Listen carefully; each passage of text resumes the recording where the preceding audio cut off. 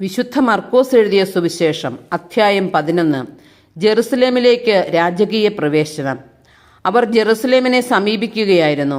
ഒലിവുമലയ്ക്ക് സമീപമുള്ള ബെത്ഫഗെ, ബെഥാനിയ എന്നീ സ്ഥലങ്ങൾക്കടുത്തെത്തിയപ്പോൾ അവൻ 2 ശിഷ്യന്മാരെ അയച്ചുകൊണ്ട് പറഞ്ഞു, എതിരെ കാണുന്ന ഗ്രാമത്തിലേക്ക് ചെല്ലുവിൻ. അതിൽ പ്രവേശിക്കുമ്പോൾ തന്നെ ആരും ഒരിക്കലും കയറിയിട്ടില്ലാത്ത ഒരു കഴുതക്കുട്ടിയെ കെട്ടിയിരിക്കുന്നത് കാണും. അതിനെ അഴിച്ചുകൊണ്ടുവരുവിൻ. നിങ്ങൾ എന്തിനാണ് ഇങ്ങനെ ചെയ്യുന്നതെന്ന് ആരെങ്കിലും ചോദിച്ചാൽ, കർത്താവിന് അതിനെക്കൊണ്ട് ആവശ്യമുണ്ട്, ഉടനെ തിരിച്ചയക്കുന്നതാണ് എന്ന് പറയുക. അവർ പോയി തെരുവിൽ ഒരു പടിവാതിൽക്കൽ ഒരു കഴുതക്കുട്ടിയെ കെട്ടിയിരിക്കുന്നത് കണ്ടു. അവർ അതിനെ അഴിക്കുമ്പോൾ അവിടെ നിന്നിരുന്നവർ അവരോട് ചോദിച്ചു, നിങ്ങൾ എന്തിനാണ് കഴുതക്കുട്ടിയെ അഴിക്കുന്നത്? യേശു പറഞ്ഞതുപോലെ ശിഷ്യന്മാർ മറുപടി പറഞ്ഞു. അതിനെ കൊണ്ടുപോകാൻ അവർ അനുവദിച്ചു. അവർ കഴുതക്കുട്ടിയെ യേശുവിൻ്റെ അടുത്ത് കൊണ്ടുവന്ന് അതിൻ്റെ പുറത്ത് തങ്ങളുടെ വസ്ത്രങ്ങൾ വിരിച്ചു. അവൻ കയറിയിരുന്നു. വളരെ പേർ തെരുവീഥിയിൽ തങ്ങളുടെ വസ്ത്രങ്ങൾ വിരിച്ചു. മറ്റുള്ളവർ വയലിൽ നിന്ന് പച്ചിലക്കൊമ്പുകൾ മുറിച്ചു നിരത്തി. അവൻ്റെ മുമ്പിലും പിമ്പിലും നടന്നിരുന്നവർ വിളിച്ചു പറഞ്ഞു, ഹോസാന, കർത്താവിൻ്റെ നാമത്തിൽ വരുന്നവൻ അനുഗ്രഹീതൻ.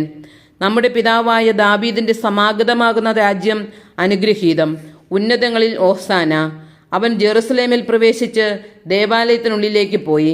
ചുറ്റും നോക്കി എല്ലാം കണ്ട ശേഷം നേരം വൈകിയിരുന്നതിനാൽ 12 പേരോടും കൂടെ ബെഥാനിയായിലേക്ക് പോയി.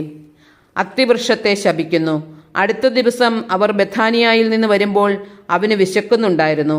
അകലെ തളിരിട്ട് നിൽക്കുന്ന ഒരു അത്തിമരം കണ്ട് അതിൽ എന്തെങ്കിലും ഉണ്ടാകാം എന്ന് വിചാരിച്ച് അടുത്തു ചെന്നു. എന്നാൽ ഇലകളല്ലാതെ മറ്റൊന്നും കണ്ടില്ല. അത് അത്തിപ്പഴങ്ങളുടെ കാലമല്ലായിരുന്നു. അവൻ പറഞ്ഞു, ആരും ഇനി ഒരിക്കലും നിന്നിൽ നിന്ന് പഴം തിന്നാതിരിക്കട്ടെ. അവൻ്റെ ശിഷ്യന്മാർ ഇത് കേട്ടു. ദേവാലയ ശുദ്ധീകരണം. അവർ ജെറുസലേമിലെത്തി. അവൻ ദേവാലയത്തിൽ പ്രവേശിച്ച് അവിടെ ക്രയവിക്രയം ചെയ്തുകൊണ്ടിരുന്നവരെ പുറത്താക്കാൻ തുടങ്ങി. നാണയമാറ്റക്കാരുടെ മേശകളും പ്രാവ് വിൽപ്പനക്കാരുടെ ഇരിപ്പിടങ്ങളും അവൻ തട്ടിമറിച്ചു. ദേവാലയത്തിലൂടെ പാത്രങ്ങൾ ചുമന്നുകൊണ്ടുപോകാൻ ആരെയും അവൻ അനുവദിച്ചില്ല. അവൻ അവരെ പഠിപ്പിച്ചു, എൻ്റെ ഭവനം എല്ലാ ജനതകൾക്കുമുള്ള പ്രാർത്ഥനാലയം എന്ന് വിളിക്കപ്പെടുമെന്ന് എഴുതപ്പെട്ടിട്ടില്ലേ? നിങ്ങൾ അതിനെ കവർച്ചക്കാരുടെ ഗുഹയാക്കി തീർത്തിരിക്കുന്നു. ഇത് കേട്ടപ്പോൾ പ്രധാന പുരോഹിതന്മാരും നിയമജ്ഞരും അവനെ നശിപ്പിക്കാൻ മാർഗം അന്വേഷിച്ചു. കാരണം അവനെ അവർ ഭയപ്പെട്ടു. ജനങ്ങളെല്ലാം അവൻ്റെ പ്രബോധനത്തെക്കുറിച്ച് വിസ്മയിച്ചിരുന്നു. വൈകുന്നേരമായപ്പോൾ അവർ നഗരത്തിന് വെളിയിൽ പോയി. വിശ്വാസത്തിൻ്റെ ശക്തി. അവർ രാവിലെ അത്തിമരത്തിൻ്റെ സമീപത്തുകൂടെ കടന്നു പോകുമ്പോൾ അത് സമൂലം ഉണങ്ങിപ്പോയിരിക്കുന്നത് കണ്ടു. അപ്പോൾ പത്രോസ് അവനെ അനുസ്മരിപ്പിച്ചു, ഗുരു, നോക്കൂ, നീ ശപിച്ച അത്തിമരം ഉണങ്ങിപ്പോയിരിക്കുന്നു. യേശു പ്രതിവചിച്ചു, ദൈവത്തിൽ വിശ്വസിക്കുക. സത്യമായി ഞാൻ നിങ്ങളോട് പറയുന്നു, ആരെങ്കിലും ഈ മലയോട് ഇവിടെ നിന്ന് മാറി കടലിൽ ചെന്ന് വീഴുക എന്ന് പറയുകയും ഹൃദയത്തിൽ ശങ്കിക്കാതെ താൻ പറയുന്നത് സംഭവിക്കുമെന്ന് വിശ്വസിക്കുകയും ചെയ്താൽ അവന് അത് സാധിച്ചു കിട്ടും. അതിനാൽ ഞാൻ പറയുന്നു, പ്രാർത്ഥിക്കുകയും യാചിക്കുകയും ചെയ്യുന്ന എന്തും ലഭിക്കുമെന്ന് വിശ്വസിക്കുവിൻ. നിങ്ങൾക്ക് ലഭിക്കുക തന്നെ ചെയ്യും. നിങ്ങൾ പ്രാർത്ഥിക്കുമ്പോൾ നിങ്ങൾക്ക് ആരോടെങ്കിലും എന്തെങ്കിലും വിരോധമുണ്ടെങ്കിൽ അത് ക്ഷമിക്കുവിൻ. അപ്പോൾ സ്വർഗത്തിലുള്ള നിങ്ങളുടെ പിതാവ് നിങ്ങളുടെ തെറ്റുകൾ ക്ഷമിക്കും. യേശുവിൻ്റെ അധികാരം. അവർ വീണ്ടും ജെറുസലേമിൽ വന്നു.